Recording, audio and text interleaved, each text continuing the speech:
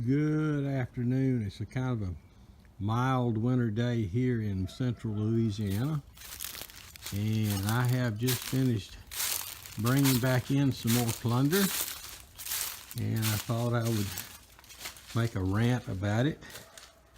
This is what I brought in today. It's an old vise. It's froze.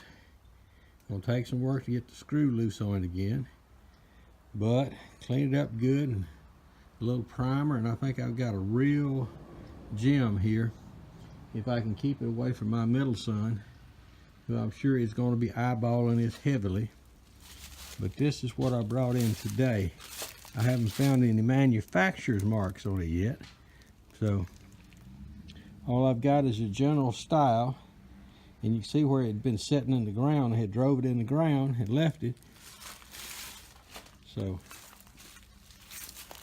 this is it. And who knows how long it'll take me to deal with it, but there it is.